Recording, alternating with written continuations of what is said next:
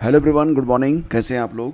तो आज ना ये दोबारा वीडियो में रिकॉर्ड कर रहा हूँ क्योंकि जो पहला वीडियो रिकॉर्ड हुआ वो उसमें आवाज़ ही रिकॉर्ड नहीं हुई, तो दोबारा से करना पड़ा, इसी वजह से विलम्ब हुआ।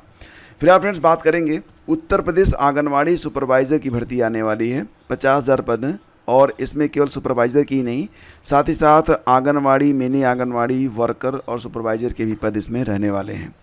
तो बात करेंगे कि क्या वेतन रहेगा, योग्यता क्या रहती है, दस्तावेज क्या क्या लगेंगे, आवेदन की अंतिम तिथि क्या है। तो देखो फ्रेंड्स, यहाँ पर जो नियमावली है वो सेट कर दी गई है, नई नियमावली बनाई गई है और ये भी कहा गया है कि विज्ञापन जारी होने के 45 दिनों के अंदर अंदर प्रक्रिया को पूरा करना कंपलसरी होगा। और विज्ञापन कब तक आ जाएगा, तो देखो ये सितंबर आपका गया, 15 अक्टूबर के आसपास आपका जो नोटिफिकेशन है ये जारी किया जाएगा। फिलहाल फ्रेंड्स, आंगनवाड़ी कार्यकर्तियों के चयन के लिए बनने वाली चयन समिति में अब महिलाएं यानी कि किसी महिला अधिकारी का होना अब अनिवार्य कर दिया गया है। और जब यहाँ पर आवेदन लिए जाएंगे तो पहली वरीयता उन महिलाओं को दी जाएगी जो गरीबी रेखा के नीचे आती हैं, ताकि उनकी मदद हो सके। तो फिलहाल फ्रेंड्स, गरीबी रेखा के बारे में जो निर्धारण किया जाता है, तो शहरों में माना जाता है कि अगर वार्षिक आय 56,460 रुपये या इससे कम है और गांव में अगर 46,080 रुपये या इससे कम है, तो ऐसी महिलाएं गरीबी रेखा के नीचे मानी जाती हैं। इसके अलावा दोस्तों, जो सेवा काल रहेगा वो 62 साल रहेगा और जो मिनिमम एज होगी दोस्तों वो 21 से 45 साल के बीच में होनी चाहिए। तो 21 से 45 साल के बीच की महिला जो है उनका चयन होगा और 62 साल की उम्र पर उनको रिटायर कर दिया जाएगा।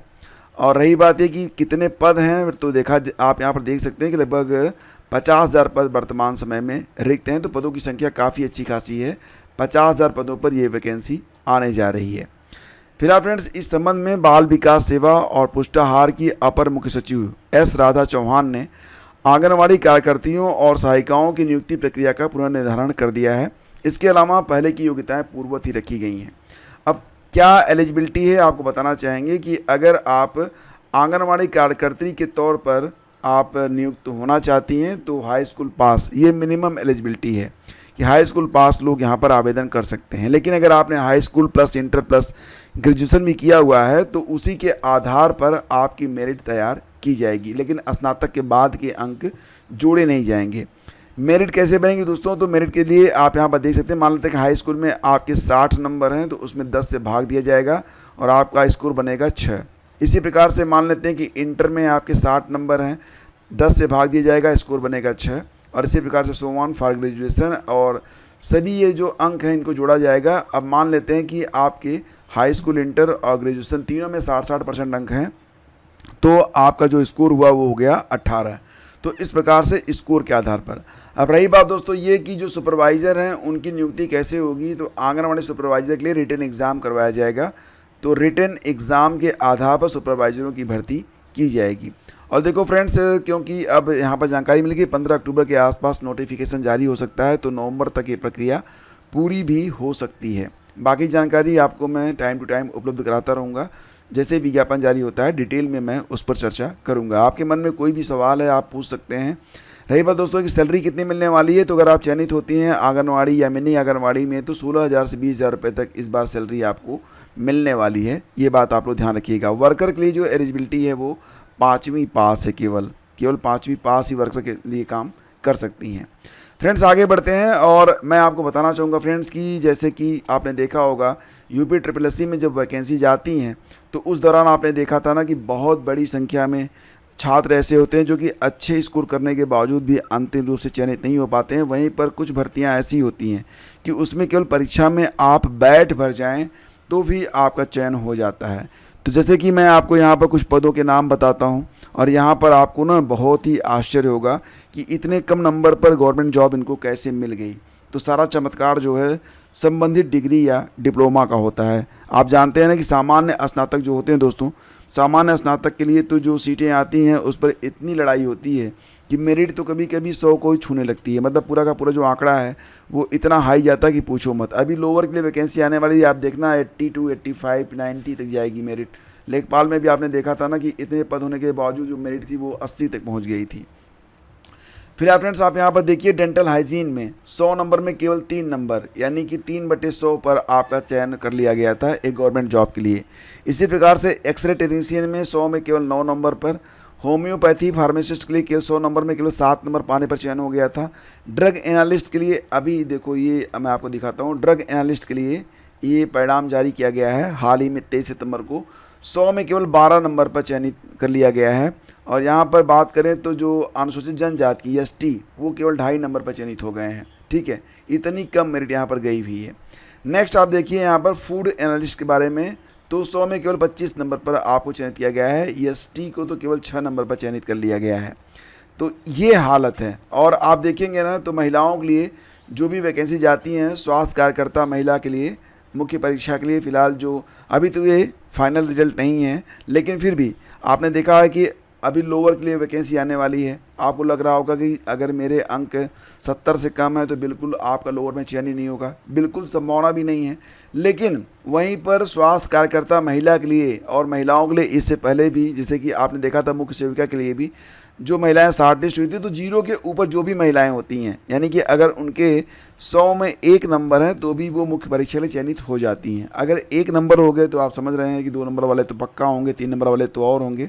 ठीक है, तो इस प्रकार से मेरिट यहाँ पर जाती है। सारा कमाल दोस्तों डिप्लोमा का होता है, उस सर्टिफिकेट का होता है जिसके अंतर्गत इन पदों पर आप आवेदन करते हैं, क्योंकि सामान्य रूप से अगर आप स्नातक हैं तो इन पदों पर आप आवेदन नहीं कर पाते हैं। इसलिए मेरी राय आपसे यही है कि अगर आप एक अदद गवर्नमेंट जॉब की तलाश में हैं तो कोई एक ऐसा सर्टिफिकेट कोर्स आपको ज़रूर करना चाहिए जहां पर आपको इस प्रकार की परीक्षाएं देने को मिले और आप फिर यहां पर अपना कमाल दिखा पाएँ।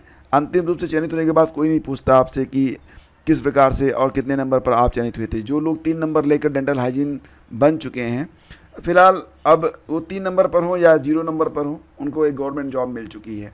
तो उम्मीद करता हूँ कि सारी बातें आप समझ रहे होंगे। देखो फ्रेंड्स, आजकल क्या हो रहा है ना कि दूसरों की आईडी से सिम लेने के मामले पूर्वी यूपी में सबसे ज़्यादा पाए गए हैं। हालांकि पिछले 3 महीने में 61 लाख से अधिक नंबर बंद किए गए हैं, लेकिन फिर भी मैं आपको आगाह करूँगा कि मे भी हो सकता है कि आपको जो है आपके नाम पर कोई सिम चल रहा हो। तो इसके लिए आप क्या करेंगे, तो देखो मैं आपको बताऊंगा, TOF करके आप गूगल में सर्च कर लीजिए और इसके बाद एक वेबसाइट आपको मिल जाएगी देखने को। ठीक है, ये वेबसाइट आपको देखने को मिल जाएगी, TAFCOP लिखकर आपको सर्च करना पड़ेगा। यहाँ आप अपना मोबाइल नंबर डाल दीजिएगा, ये कैप्चा डाल दीजिएगा, OTP जाएगी आपके मोबाइल पर, उसको डाल देंगे और लॉगिन कर लेंगे तो आपको सारी लिस्ट देखने को मिल जाएगी और उस लिस्ट में ये जानकारी रहेगी कि आपके नाम से कितने कनेक्शन चल रहे हैं।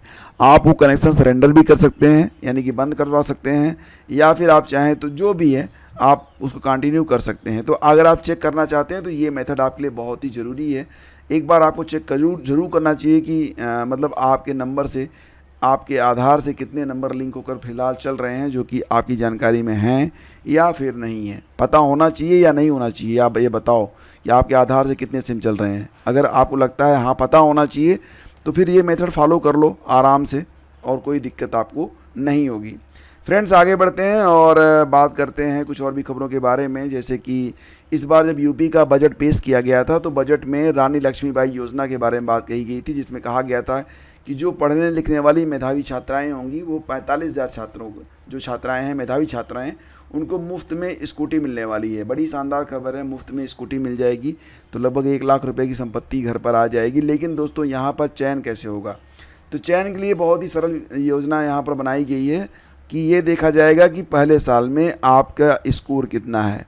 अगर पहले साल में आपका स्कोर अच्छा है तो जो सेकेंड ईयर की छात्राएं हैं, सेकेंड ईयर की छात्राओं में से पहले साल की छात्राओं को चुना जाएगा।